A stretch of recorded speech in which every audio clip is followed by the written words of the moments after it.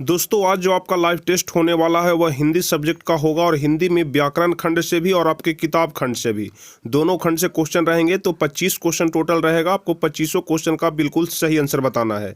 सारे question VVI question रहेंगे, very very important question रहेंगे, बोर्ड मॉडल क्वेश्चन रहेंगे। तो आपको कोशिश करना है कि हर एक प्रश्न का उत्तर यहाँ पर नीचे लाइव चैट या कमेंट में बताते चले और जो भी प्रश्न का उत्तर आपसे गलती हो जाता है उसे अपने साथ साथ नोटबुक में लिख करके याद भी करते चलें। तो चलिए हम लोग बारी बारी से एक क्वेश्चन को देखेंगे और 25 क्वेश्चन का आंसर हम आपको बहुत ही सरल भाषा में बारीकी से समझाने की कोशिश करेंगे। तो चलिए सबसे पहले नंबर से हम लोग शुरू करते हैं, लेकिन उससे पहले यदि आप लोग चैनल पर नए हैं, पहली बार वीडियो देख रहे हैं तो चैनल को जरूर सब्सक्राइब कर दीजिएगा ताकि आगे के भी सभी वीडियो का नोटिफिकेशन आपको मिल सके। और यदि वीडियो अच्छा लगे तो वीडियो को लाइक अवश्य कर दीजिएगा। तो पहला नंबर क्वेश्चन का आंसर आप लोग बताइए, पानी उतरना मुहावरे का अर्थ क्या होता है? बताइए पानी उतरना मुहावरे का अर्थ क्या होता है? शर्म न रहना, कि पराजित होना, कि खतरे की संभावना, की मुसीबत टालना। बताइए पहला का कौन सा ऑप्शन सही होगा? सभी लोग नीचे लाइव चैट या कमेंट में बताते चलिएगा। और जो भी स्टूडेंट सबसे अधिक प्रश्न का सही जवाब देंगे उनका हम नाम लास्ट में सबसे ऊपर में चिपकाएंगे। तो बताइए पहला का कौन सा ऑप्शन सही होगा? पानी उतरना मुहावरे का अर्थ कौन सा होता है? तो ध्यान रखिएगा, पानी उतरना मुहावरे का अर्थ होता है शर्म न रहना, यानी कि पहला का ए नंबर ऑप्शन सही हो जाएगा। दूसरे नंबर क्वेश्चन की तरफ हम लोग बढ़ेंगे। जित जित मैं निरखत हूँ। बताइए जित जित मैं निरखत हूँ पाठ के केंद्र में कौन है? यहाँ पर गलत टाइप हो गया है। बताइए जित जित मैं निरखत हूँ पाठ के केंद्र में कौन है? बिस्मिल्लाह खां, की जाकिर हुसैन, की बिरजू महाराज, की उपयुक्त सभी। बताइए दूसरा का कौन सा ऑप्शन सही होगा? तो आप सभी लोग पढ़े होंगे कि जित जित मैं निरखत हूँ बिरजू महाराज के ऊपर लिखा हुआ कहानी है। तो दूसरा का सी नंबर ऑप्शन सही हो जाएगा। चलिए अब तीसरे नंबर प्रश्न की ओर बढ़ेंगे जो कि काफी ज्यादा महत्वपूर्ण प्रश्न है। सुलक्षणी कौन थी? बताइए सुलक्षणी कौन थी? गुरु नानक की बहन, की गुरु नानक की माँ, की गुरु नानक की मौसी, की गुरु नानक की पत्नी। सुलक्षणी कौन थी? तो ध्यान रखिएगा गुरु नानक की पत्नी का नाम था सुलक्षणी, इसलिए तीसरा का डी नंबर ऑप्शन सही हो जाएगा। चलिए चौथे नंबर क्वेश्चन को हम लोग देख लेंगे। ननकाना साहब का संबंध किनसे है? बताइए ननकाना साहब का संबंध किनसे है? गुरु नानक से, कि रसखान से, कि प्रेमघन से, कि घना नाम से। बताइए चौथा का कौन सा ऑप्शन सही होगा? तो ध्यान रखिएगा ननकाना साहब का संबंध गुरु नानक से है। चौथा का ए नंबर ऑप्शन सही हो जाएगा।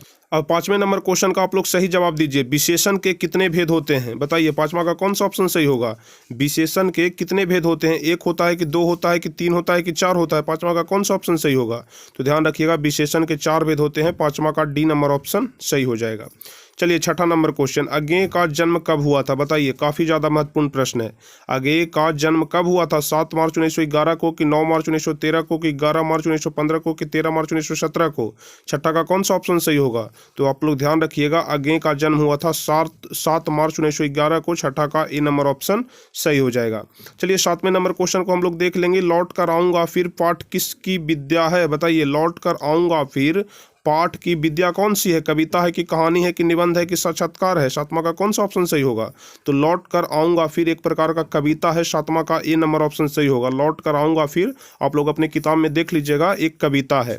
चलिए आठवां नंबर क्वेश्चन हम लोग देख लेंगे। बुढ़ापा में कौन सा प्रत्यय है? बताइए प्रत्यय किसी भी शब्द के अंत में लगता है, तो यहाँ पर आप लोग को बताना है कि बुढ़ापा में कौन सा प्रत्यय है। तो ध्यान रखिएगा बुढ़ापा में आपा प्रत्यय है। ठीक है, बुढ़ापा में आपा प्रत्यय लगा हुआ है। आठवां का बी नंबर ऑप्शन सही होगा। चलिए अब नौवां नंबर क्वेश्चन, सीता के कितने बेटे थे? काफी ज्यादा महत्वपूर्ण प्रश्न है। सीता के कितने बेटे थे? 2, कि 3, कि 4, कि 5? तो आप लोग ध्यान रखिएगा सीता के 3 बेटे थे। ठीक है, बी नंबर ऑप्शन इसका सही हो जाएगा नौवें नंबर क्वेश्चन का। चलिए अब 10वां नंबर क्वेश्चन हम लोग देख लेंगे। कुंवर नारायण रचित पाठ है। बताइए यहाँ पर गलत लिखा गया है, यहाँ पर सही होगा इसका कि कुंवर नारायण रचित पाठ इनमें से कौन सा है? अक्षर ज्ञान है, कि एक वृक्ष की हत्या है, कि मछली है, कि अक्षर ज्ञान है? तो आप सभी लोग जानते होंगे कि कुंवर नारायण के द्वारा एक वृक्ष की हत्या लिखा गया है, इसलिए 10 का बी नंबर ऑप्शन सही होगा। कुंवर नारायण द्वारा रचित पाठ कौन सा है? तो एक वृक्ष की हत्या। अब चलिए 11 नंबर क्वेश्चन की तरफ हम लोग बढ़ेंगे। मदन है। बताइए मदन कौन था? सोफर का बेटा था, कि सेन साहब के बेटा था, कि किरानी का बेटा था, कि सेन साहब के मित्र का बेटा था? 11 का कौन सा ऑप्शन सही होगा? तो 11 का सी नंबर ऑप्शन सही होगा। मदन किसका बेटा था? तो मदन किरानी का बेटा था, जिसका क्या नाम था? गिरधर नाम था। 11 का सी नंबर ऑप्शन सही हो जाएगा। चलिए 12 नंबर क्वेश्चन, जापान पर परमाणु बम किसने गिराया? बताइए जापान पर परमाणु बम किसने गिराया? इंग्लैंड ने, कि अमेरिका ने, कि चीन ने, कि रूस ने? काफी ज्यादा आसान क्वेश्चन है, काफी महत्वपूर्ण क्वेश्चन भी है। जापान पर परमाणु बम अमेरिका ने गिराया था। आप लोग जानते होंगे कि जापान के हिरोशिमा और नागासाकी 2 बड़े बड़े शहरों पर अमेरिका ने परमाणु बम गिराया था, इसलिए 12 का बी नंबर ऑप्शन सही होगा। चलिए 13 नंबर क्वेश्चन, लौट कर आऊंगा फिर पाठ के लेखक कौन है? बताइए लौट कर आऊंगा फिर पाठ के लेखक कौन है? प्रेमघन है कि घनानंद है कि अमरकांत है कि जीवनानंद दास है?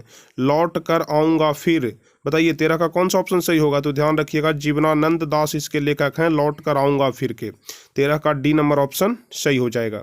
चलिए 14 number question, the caste in India their mechanism किनकी रचना है? बताइए the caste in India their mechanism किनकी रचना है? तो ध्यान रखिएगा 14 का ए नंबर ऑप्शन सही होगा। The caste in India their mechanism Bhimrao Ambedkar की रचना है। ठीक है, 14 का ए नंबर ऑप्शन सही होगा।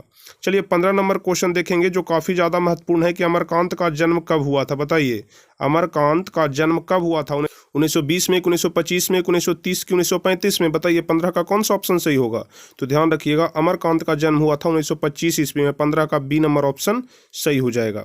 चलिए 16 नंबर क्वेश्चन हम लोग देख लेंगे कि मदन की उम्र कितना था? बताइए मदन की उम्र क्या थी? 5-6 साल कि 7-8 साल कि 3-4 साल कि 9-10 साल? बताइए कौन सा ऑप्शन सही होगा 16 नंबर क्वेश्चन का? मदन की उम्र कितना था? तो आप लोग पढ़े होंगे कहानी में कि मदन का उम्र था 5-6 साल। 5 मतलब 16 का ए नंबर ऑप्शन सही हो जाएगा। चलिए अब 17 नंबर क्वेश्चन, आलोचकों के अनुसार प्रयोगवाद का वास्तविक प्रारंभ किसके कविताओं से हुआ? बताइए 17 का कौन सा ऑप्शन सही होगा? आलोचकों के अनुसार प्रयोगवाद का वास्तविक प्रारंभ किसके कविताओं से हुआ? नलिन बिलोचन के कविता से कि रामधारी सिंह के कविता से कि बद्री नारायण के कविता से कि सुमित्रा नंदन पंत के कविता से? 17 का कौन सा ऑप्शन सही होगा? तो ध्यान रखिएगा आलोचकों के अनुसार प्रयोगवाद का वास्तविक प्रारंभ नलिन बिलोचन शर्मा के कविता से हुआ। 17 का ए नंबर ऑप्शन सही होगा। चलिए 18 नंबर क्वेश्चन, गिरधर लाल कौन है? बताइए गिरधर लाल कौन है? अभी अभी आपको हम ऊपर में बताए थे गिरधर लाल के बारे में। तो बताइए 18 का कौन सा ऑप्शन सही होगा? गिरधर लाल कौन है? कासू के पिता कि मदन के पिता कि रजनी का पिता कि शेफाली का पिता? बताइए 18 का कौन सा ऑप्शन सही होगा? तो ध्यान रखिएगा गिरधर लाल मदन का पिता का नाम था। 18 का बी नंबर ऑप्शन सही होगा। चलिए 19वां नंबर क्वेश्चन, 20 के दांत कहानी किस वर्ग के अंतर विरोधों को उजागर करती है? ठीक है, 19वां नंबर क्वेश्चन काफी महत्वपूर्ण प्रश्न है कि 20 के दांत कहानी किस वर्ग के अंतर विरोधों को उजागर करती है? निम्न वर्ग के कि उच्च वर्ग के कि मध्यम वर्ग के कि व्यापारी वर्ग के? तो ध्यान रखिएगा जो 20 का कहानी है वह मध्यम वर्ग के अंतर विरोधों को उजागर करती है। 19 का सी नंबर ऑप्शन सही होगा। 2020 में यह प्रश्न आपसे पूछा गया था 2020 के एग्जाम में। चलिए 20वां नंबर क्वेश्चन, सेन साहब अपने पुत्र को क्या बनाना चाहते थे? सेन साहब अपने पुत्र को क्या बनाना चाहते थे? बिजनेसमैन या इंजीनियर की, वकील की, प्रोफेसर की, डॉक्टर? तो ध्यान रखिएगा 20वां नंबर क्वेश्चन का सही जवाब होगा कि सेन साहब अपने पुत्र को बिजनेसमैन या इंजीनियर बनाना चाहते थे। आप लोग बहादुर वाले कहानी में जरूर पढ़े होंगे कि सेन साहब अपने पुत्र को बिजनेसमैन या फिर इंजीनियर बनाना चाहते थे। चलिए अब 21 नंबर क्वेश्चन भी हम लोग देख लेते हैं। खोखा का नाम क्या है? बताइए खोखा का वास्तविक नाम आपसे पूछा जा रहा है। ठीक है, खोखा उसका पुकारू नाम था, लेकिन खोखा का वास्तविक नाम क्या है? किसू है कि कुसु है कि कांसू है कि केसु है? बताइए कि इसका कौन सा ऑप्शन सही होगा? सभी मिलता जुलता नाम है, इसलिए आपको कंफ्यूज नहीं करना है। खोखा का जो वास्तविक नाम है वह कांसू है। कि इसका सी नंबर ऑप्शन सही हो जाएगा। चलिए 22 नंबर क्वेश्चन कह रहा है कि 20 के दांत शीर्षक कहानी के कहानीकार कौन है? 20 के दांत शीर्षक के कहानीकार कौन है? बहादुर वाला ही कहानी का नाम है 20 के दांत। तो बताइए 20 के दांत कहानी के कहानीकार कौन है? तो ध्यान रखिएगा 20 के दांत कहानी के कहानीकार हैं नलिन बिलोचन शर्मा। हम आपको बार बार बोलते हैं कि जितने सारे भी आपके बुक में कहानी पढ़ना है सारे कहानी के कहानीकार का नाम याद कर लीजिए, और जितने सारे भी कविता पढ़ना है हर एक कविता के कवि कौन है उनका नाम याद कर लीजिए, क्योंकि आपके एग्जाम में हर हाल में पूछा जाएगा। तो आपको ध्यान रखना है 20 के दांत कहानी के कहानीकार नलिन बिलोचन शर्मा है। अब नलिन बिलोचन शर्मा के बारे में एक और प्रश्न है कि नलिन बिलोचन शर्मा पटना विश्वविद्यालय के हिंदी विभाग के अध्यक्ष कब बने? बताइए नलिन बिलोचन शर्मा पटना विश्वविद्यालय के हिंदी विभाग के अध्यक्ष कब बने थे? तो आप लोग को इस भी ध्यान रखना है कि नलिन बिलोचन शर्मा पटना विश्वविद्यालय के हिंदी विभाग के अध्यक्ष बने थे 1959 ईस्वी में। 23 का यहाँ पर डी नंबर ऑप्शन सही होगा। 1959 ईस्वी में नलिन बिलोचन शर्मा पटना विश्वविद्यालय के हिंदी विभाग के अध्यक्ष बने थे। चलिए अब 24 नंबर क्वेश्चन, सोफर शब्द का अर्थ क्या होता है? बताइए सोफर शब्द का अर्थ क्या होता है? सभ्यता होता है कि संबंध होता है कि निर्ममता होता है कि ड्राइवर होता है? 24 का कौन सा ऑप्शन सही होगा? तो ध्यान रखिएगा सोफर शब्द का अर्थ होता है ड्राइवर। ठीक है, सोफर शब्द का अर्थ क्या होता है? ड्राइवर होता है, आप लोग ध्यान रखिएगा। चलिए 25 नंबर क्वेश्चन, नलिन बिलोचन शर्मा की मृत्यु कब हुई? बताइए नलिन बिलोचन शर्मा की मृत्यु कब हुई थी? 25 का कौन सा ऑप्शन सही होगा? 12 सितंबर 1961 को हुआ कि 14 सितंबर 1961 को हुआ कि 16 सितंबर 1961 को हुआ कि 18 सितंबर 1961 को हुआ? कौन सा ऑप्शन सही होगा? तो ध्यान रखिएगा नलिन बिलोचन शर्मा की मृत्यु 12 सितंबर 1961 को हुआ था। 25 का ए नंबर ऑप्शन सही होगा।